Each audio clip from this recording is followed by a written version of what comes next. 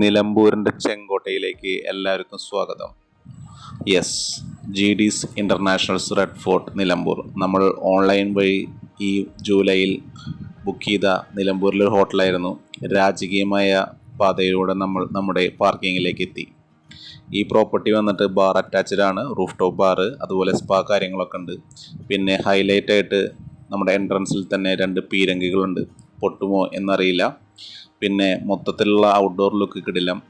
നമ്മുടെ രാജകീയമായ വാതിൽ തുറന്നുകൊണ്ട് ഉള്ളിലേക്ക് കയറി. ഞാനും എൻ്റെ സുഹൃത്തും കൂടിയാണ് ചെക്ക് ഇൻ ചെയ്തത്. നമുക്ക് അവിടെ വന്നിട്ട് കുറച്ച് നല്ല ബ്രേക്ക്ഫാസ്റ്റ് കോംപ്ലിമെൻ്ററി ഒക്കെ കിട്ടിക്കൊണ്ട് ഓൺലൈനിൽ ചീപ്പായിട്ടാണ് നമ്മൾ ഈ AC റൂമാണ് ഇവിടെ എടുത്തിട്ടുള്ളത്.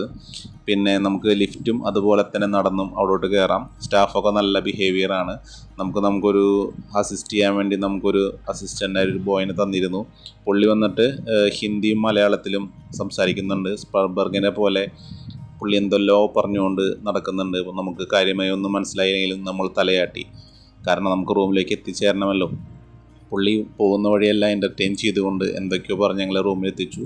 റൂമിലെ ഒറ്റ നോട്ടത്തിൽ കാഴ്ച, ബെഡിൻ്റെ സൈഡിൽ 2 കുഞ്ഞ് അമ്പിളിമാമ പോലത്തെ ബൾബുകൾ, തീരെ കുഷ്യനില്ലാത്ത ഒരു ബെഡ്, ചുവന്ന 2 തലോണ, 4 വെള്ള തലോണ, 2 ടവലുള്ളൂ.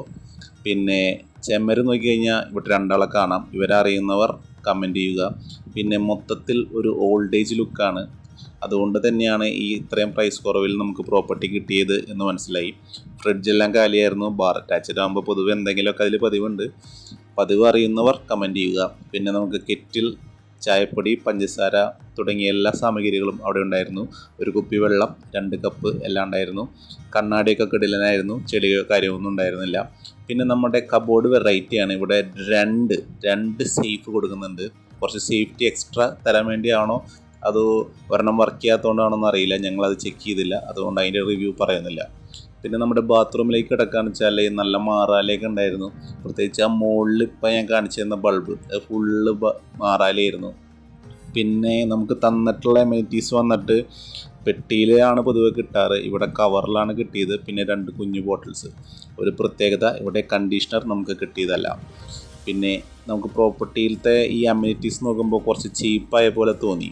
അപ്പോൾ ഞാൻ മൊത്തത്തിലൊരു കാൽക്കുലേഷൻ പറഞ്ഞു കഴിഞ്ഞാൽ പ്രീമിയത്തിലോട്ട് എത്തിയുമില്ല, പക്ഷേ ലോക്കൽ സെറ്റപ്പും അല്ല.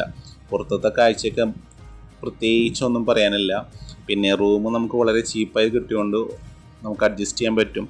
പിന്നെ ഇതൊരു പേഴ്സണൽ വീഡിയോ ആണ്, പൈസ മേടിച്ചുകൊണ്ട് ചെയ്യണതല്ല. അതുകൊണ്ട് നമ്മൾ ഡിഫൈം ചെയ്യാൻ വേണ്ടി എടുക്കുന്നതല്ല. നമുക്ക് ടോട്ടലായത് 1561 രൂപ മാത്രമാണ്.